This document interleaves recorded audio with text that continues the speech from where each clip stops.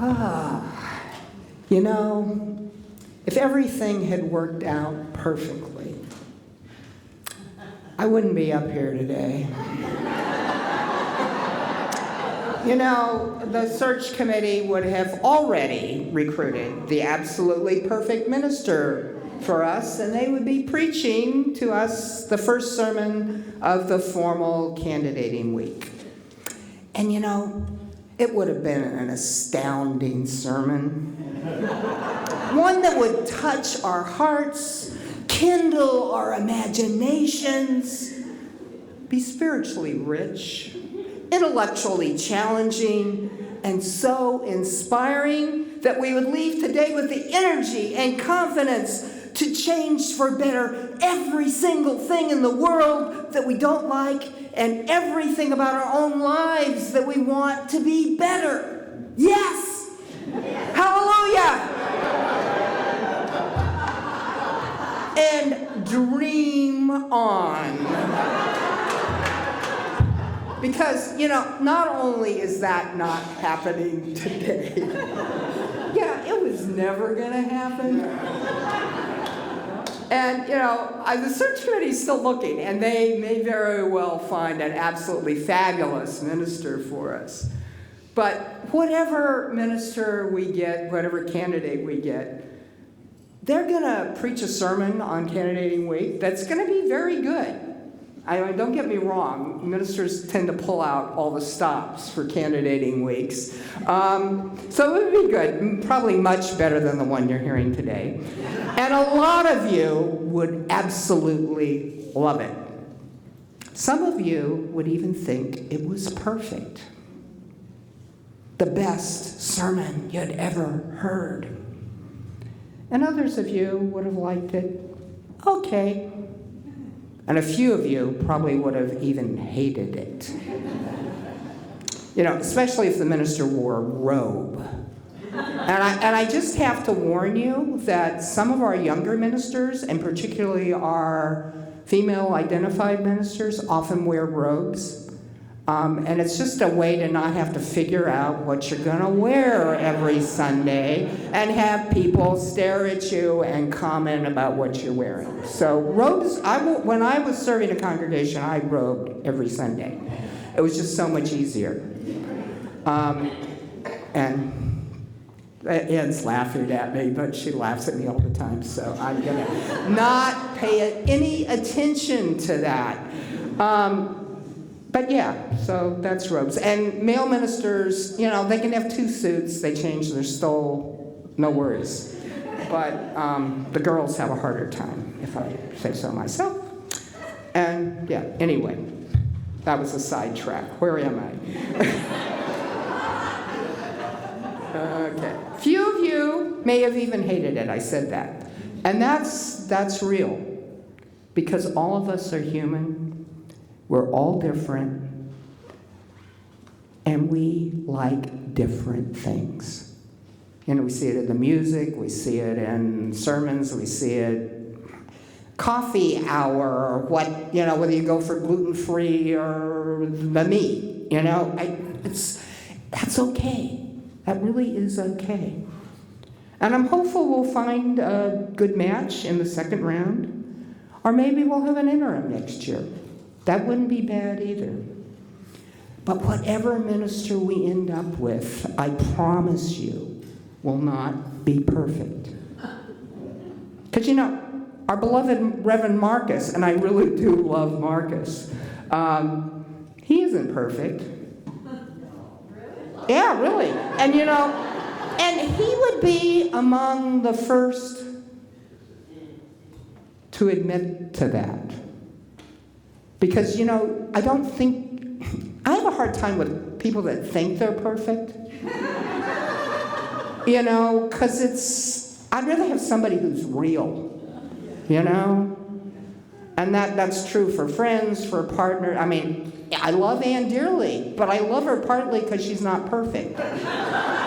Which means that she'll love me in my imperfection, you know? And so we're not a perfect congregation. We don't want a perfect minister, trust me. And we won't get one, so it's no problem. But there's something deep in our culture, and Ellie alluded to it, that makes us want perfection in other people and in ourselves. And that's why I'm naming that a curse. It's a curse that comes out, and it really is white supremacy culture. It's that New England, striving to show that you've been blessed by God by having a perfect life. I mean, there's a whole theology behind that and a whole American culture.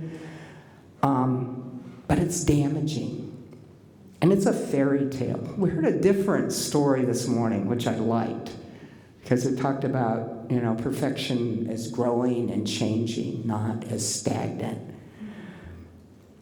But, a lot of the fairy tales that some of us grew up with were really different, had a different message.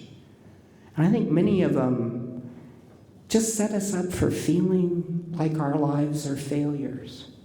Will that handsome prince ever arrive? Probably not. Probably not. So maybe we should settle for maybe a good-natured frog. Yeah? But then what do? We try to turn the frog into a prince, right? That's what the stories say we should do. We kiss him, we hug him, and we can do that all we want. But that frog would really be happier in the swamp. Singing, probably, in the swamp, as frogs do. And you know what? We're all pretty much frogs. And we live in a swampy, messy world. And with climate change and all, the swamp is slowly heating up. And that makes me think of another myth, as I understand it. They say, the story goes, that a real frog, will stay in water as it boils until it dies. I've heard that's not true. I guess people have tested this scientifically. And, I believe in science, so that's good. But a real frog apparently will jump out of a pot of water long before he's in danger of being cooked. At least if nobody's clamped a lid down on the pot. And I think our never-ending search for perfection is kind of like that lid. It keeps us from jumping around and changing like we're meant to do. It can keep us from admitting our mistakes, from covering them up, and and it prevents us from trying new things. Because, if we don't try, whatever we try, it's not going to be perfect. So it's safer not to try anything we're not terribly confident about.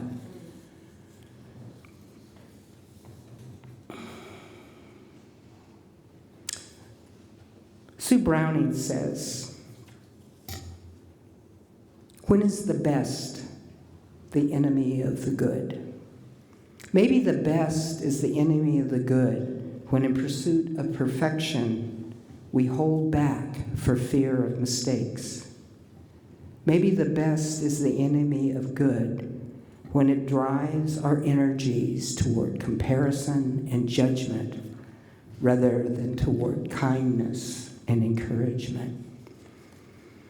She says, moving toward a standard of good enough seems to be about making space for slowing down, space to take a few risks, and space to hold one another gently in greater and greater compassion. I really like her idea of good enough. But I wonder when our best, when our good enough isn't good enough for other people. Now, Voltaire, talk about quotes, said that the perfect is the enemy of the good. And I think we see this in politics all the time. or the elected officials. They're afraid to compromise because they'll alienate their base, and people aren't talking to each other. We did a wonderful compromise in this congregation a few months back when we were dealing with the emergency fund, which was called the book. We did well with that. It was a compromise. People didn't agree at the beginning, but we reached something that worked for everyone. Because nothing is perfect. No law, no set of bylaws, no minister, no people, no choir, nothing. Sorry, but it's true. And democracy is messy, and congregational life is messy. Right? Yeah. It can be fun, though. Swamps can be fun. You can sing in the swamp. But, we also see the problem with perfectionism in our personal lives, in our marriages, relationships. We can see it in our jobs. Because life isn't a fairy tale. Stuff happens. Things go wrong. We mess up. If we don't make a lot of money, or even enough money to survive with, some sense of security, we can feel like we're just failures. If our housemate or partner can't figure out how to load a dishwasher the right way. And I think all of us have partners like that. I know Anne has one. We begin sometimes, perhaps, I hope not, but we question the relationship. Why can't they change? Why can't they learn? Why can't they stop doing whatever they're doing that irritates me? That can be a problem. We also might have an addiction that we think we've worked really hard and we think we've recovered from that addiction. We go to meetings, we do all that. But then something happens and the craving comes back. And it's hard. And if we give in to that craving after all that work, sometimes we get afraid to try again. If we messed up too many times on anything, we can get the feeling that nothing will ever be better. If we fail a math test, we decide we hate math. So we don't try to figure stuff out. I loved math when I was younger. When you got the answer right, it was right. Yeah? Perfection. There were no gray areas until I got to statistics. And statistics were truly fabulous. I think it was a revelation for me. I love the idea of being 95% confident. It seemed really pretty good, 95%. Because there's nothing wrong with that. I think that's something we need to remember. You remember, some of you are old enough to remember, some of you aren't. There was an old commercial that used to play on TV. Ivory soap was supposed to be 99 and 44 100. I see some nods. There's some other old people in here. It was the soap that floats. I don't even know if they still make it. They probably do. And we too can float. We can float even if we aren't 100% pure. Sometimes 99% is just fine. Maybe 43% is fine.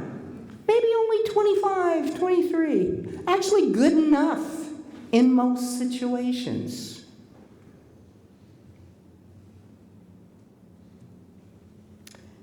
And this curse of perfectionism,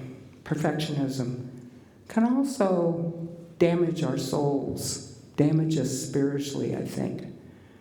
We know we're not supposed to do bad things. Fine, we try.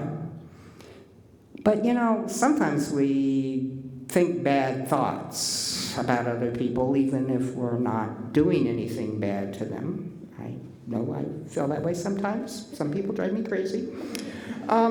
And sometimes we actually do bad things, like we'll gossip about the person or we'll say nasty things to their face. Does this mean that we are evil and worthless?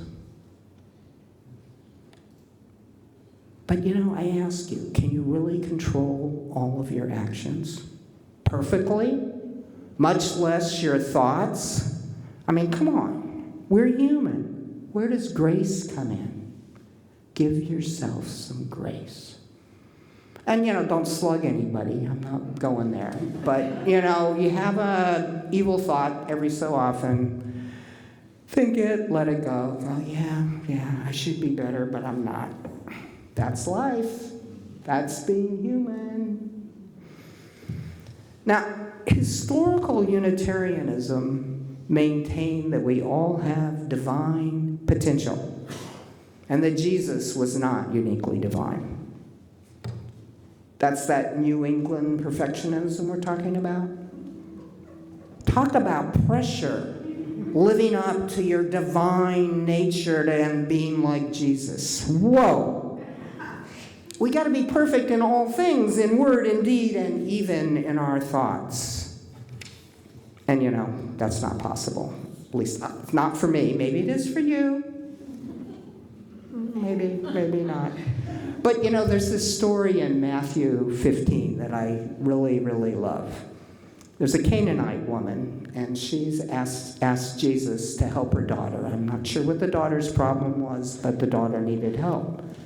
And at that time in history, many Jews despised the Canaanites. And remember, Jesus was a Jew. Okay, I'll get that out of the way if anybody was wondering. And he wasn't blonde hair or anything. But they reacted to the Canaanites kind of like how a lot of people treat immigrants and other minorities today in this country. And so Jesus ignored the woman. I mean, she was a Canaanite. She was a woman. But she kept on asking for his help. And then he told her, God sent me only to the lost sheep, the people of Israel. But she didn't stop. She still asked for his help. And he said, again, it is not right to take the children's bread and give it to the dogs. Yeah, pretty ugly from this paragon of divinity, right? The woman answered, yes, Lord, but even the dogs eat the crumbs that fall from their master's table. Whoa. Jesus then replied, woman, you have great faith. I will do what you asked. Now, I love that story because it was a woman who got on Jesus' case. And I also love it because he realized he was wrong. He realized he was wrong. He wasn't perfect. And that's true even in a biblical literalist reading of that story, I think. And Gandhi is also lifted up as an example of extreme goodness, perfection. But I was actually rather pleased to learn that when he was a young man, he beat his wife. I wasn't pleased for his wife. And it was something that his culture told him was necessary. And he later realized how wrong it was. But even Gandhi wasn't perfect and knew he wasn't. And I like that. So if Jesus and Gandhi aren't perfect, how can we expect to be? How can we worry more about how something is written than about what it means? Now, some of you may have already figured out I'm talking here about some of the conversations we've had about the eighth principle. With our search with this curse of perfectionism, we have a tendency to focus on the words, on sentence construction and what we think of as grammar. We worry about whether an idea is perfectly expressed. And I've heard some of you say, oh, I agree with the concept, just not the way it's written. But as Sue Browning said, maybe the best is the enemy of the good, when it drives our energies toward comparison and judgment, rather toward kindness and encouragement. White supremacy culture hurts us all in its focus on product rather than process, with its focus on the intellectual rather than the emotional, and it just gets in the way. It gives us a fear of making mistakes, of saying, I tried, I did it wrong, let's try something else.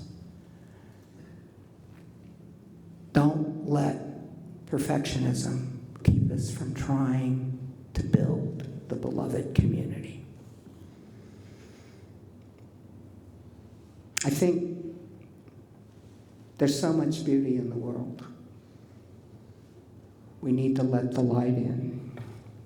And you know, Leonard Cohen, he wrote the song Hallelujah that the choir sang. He also wrote a song called Anthem. It's an anti-war song mainly, but it's also about the beauty of things that are not perfect. And I'm going to read, not sing, because I don't have a perfect, never mind. I'm going to read a few of the lyrics. The birds they sang at the break of day, start again, I heard them say. Don't dwell on what has passed away or what is yet to be. Ring the bells that still can ring. Forget your perfect offering. There is a crack in everything. That's how the light gets in. That's how the light gets in. I mentioned our Unitarian side of our heritage earlier, but our Universalist side is what saves us. They believed in a loving God, a God who loves everyone, no matter who they are or what they've done or haven't done. Universal salvation means no one is left out. Not me, not you, not you. Can we learn to love weakness as much as we love strength? Can we love it in others as well as in ourselves? Can we free ourselves from the curse of perfection? And how might we do that? There's a whole story in the theater about when you say the word Macbeth in a theater, it creates a curse, and there's a way to not do that. Some of you have heard that. Have you heard that? And you're supposed to say Scottish play. But if you say the words mistake, if you say the word Macbeth, you're supposed to run outside, spin around, I think 3 times, and shout out the foulest word you can hear. So if you find yourself, like Allie did last night, struggling, and I did, whatever, like we all do, you might want to spend 3 times in and shout out something foul. But there's another way to do this. And I know our Sunday circle is particularly fond of Mary Oliver. So I'm going to read some of her words, and I want you to repeat them with me too. I do not have to be good. I do not have to be good. I do not have to walk on my knees for 100 miles through a desert repenting. I do not have to walk on my knees for 100 miles through a desert repenting. I only have to let the soft animal of my body love what it loves. I only have to let the soft animal of my body love what it loves. We, all of us, no matter our failings and our flaws, have a place not only in the family of things, but also in this religious community. May it be so.